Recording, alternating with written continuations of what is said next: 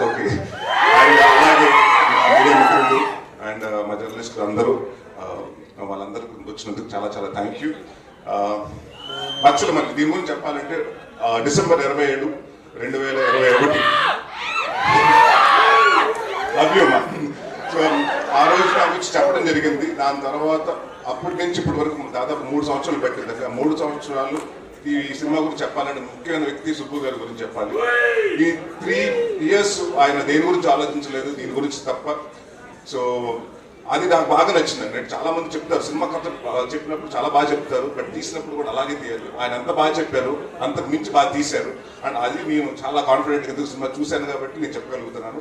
And మేము చాలా discussion చేశాను. అంటే నా సినిమాలో అంటే మనకి తెలుస్తాయి కదా ముందు సినిమాల్లో ఏం తేడా వస్తుంది, మనం ఎక్కడెక్కడ మార్చుకోవాలని మనం కూడా కూర్చొని అనలైజ్ చేసుకున్నప్పుడు చాలా మంది నాకు చెప్పిన కంప్లైంట్, మీ సినిమాలో సాంగ్ సరిగ్గా ఉండలేదంటే సాంగ్ సరిగ్గా ఉండలేదని చెప్పారు.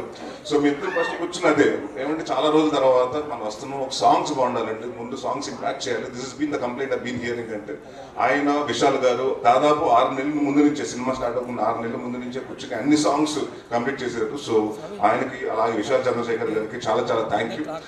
చాలా కష్టపడి చాలా ఇష్టపడి చేశారు సినిమా.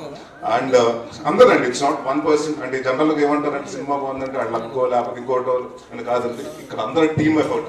రజత్ ప్రసాద్ గారు కెమెరామెన్ గారు అలాగే ఉంటుంది, కెమెరా చోట ప్రసాద్ గారు ఆర్ట్ డైరెక్టర్, మన ఎడిటింగ్ అలాగే ఉంటుంది, మా బ్రహ్మకడ్లి గారు ఆర్ట్ డైరెక్టర్, ఆయన వర్క్. అంటే ఇట్స్ లైక్ అందరూ 24 క్రాఫ్ట్స్ కలిస్తేనే సినిమా. సో ఈ సినిమాకి నేను కాన్ఫిడెంట్గా చెప్పగలుగుతాను. అంటే రేపు సినిమా చూసిన తర్వాత కూడా చెప్తారు, ప్రతి ఆర్టిస్ట్ గురించి మాట్లాడతారు, ప్రతి టెక్నీషియన్స్ గురించి మాట్లాడతారు. Prasad Behra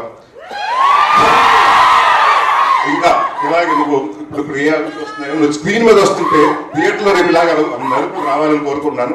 and one of the finest actor అండి, అండ్ చాలా సెటిల్గా చేస్తాడు, చాలా and one of the good writer also. And నేను కూడా నేను ఒక నెక్స్ట్ వెన్నెల కిషోర్ లాగో లేకపోతే ఒక సత్య లాగో ఒక పెద్ద స్థాయిలో చూడాలి. అండ్ డెఫినెట్గా ఐ నో 1-2 years డెఫినెట్గా మాకు కూడా డేట్లు లేవు, ఆ స్థాయికి బిజీ అవ్వాలని కోరుకుంటున్నాను. అండ్ మా మధు గారు ప్రతి చోట అంటే దేవుడు వరం ఇచ్చిన పూజ వరం లేనట్టు ఇంకా డైరెక్టర్ ఓకే అన్నప్పుడు ఈయన వెనకాల నుంచి మానిటర్ వెనకాల నుంచి ఇలా అంటుంటాడు. థర్డ్ ఎంపర్ డిసిషన్ లాగా మేము ఆయన కోసం వస్తూ ఉంటాను ఏం జరుగుతుందని. సో ప్రతిదీ అంటే ఆయనకి అంత పర్ఫెక్ట్గా ఉండకపోతే ఆయన ఒప్పుకోడు.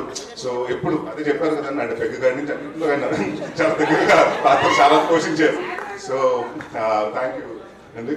అండ్ ఎవరన్నా మర్చిపోయి మా హరితేజ గారు అండ్ ప్రవీణ్ గారు. అంటే మీరు ఇప్పటివరకు హరితేజ గారు చాలా బబ్లీగా లేకపోతే ఎలా చూస్తుంటారు, ఇన్నోసెంట్గా. బట్ ఈ సినిమాలో డెఫినెట్గా అంటే హరితేజ గారు ఇంత ఏడిపించగలుగుతారా, ఆవిడ ఏడిస్తే అంటే ఎంత పర్ఫార్మెన్స్ చేయగలుగుతారు అంటే మీరు. ఎందుకంటే ఎప్పుడు మనం ఆవిడ సెట్ కానీ కామెడీ వేలో చూసాం ఆవిడ చేసిన సినిమాలు కానీ ఉంటే. సో ఈ సినిమాలో ప్రతి యాక్ట్ చేసిన అమృత గారి కానీ నుంచి ప్రతి ఒక్కరు ప్రతి ఆర్టిస్ట్కి అందరికీ చాలా మంచి పేరు వస్తుందని. అండ్ డెఫినెట్గా ఇది నా కెరియర్లో కొన్ని సినిమాలు ఉంటాయి, గమ్యం లాగా అలాంటి నాంది లాగా. సో నేను నాంది చేసినప్పుడు ఎంత హ్యాపీగా ఉన్నాను, ఈ సినిమా అవుట్పుట్ చేసినప్పుడు అంత హ్యాపీగా ఉన్నాను. అండ్ ఇంకొక విషయం చాలా మంది క్లారిఫికేషన్ చెప్పాలంటే, చాలా మంది ఏంటంటే నేను ఓన్లీ సినిమా నరేష్ అన్నవాడు సీరియస్ సినిమాలే చేస్తున్నారు, కామెడీ సినిమాలు చేయట్లేదని అనుకుంటున్నారు. నేను మీ అందరికి మాటిస్తున్నాను, అది అబో తీసేయండి మైండ్ నుంచి. నేను కంటెంట్ ఉన్న సినిమా చేస్తాను, కామెడీ సినిమాలే చేస్తాను. ఈ 2 సినిమాలు వేరే సినిమా. Thank you so much. December 20వ తారీఖు మీ ముందుకు వస్తుంది. సో ఇదే ఆనందం ఆ రోజు థియేటర్లో కూడా ఉంటుందని. Thank you very much.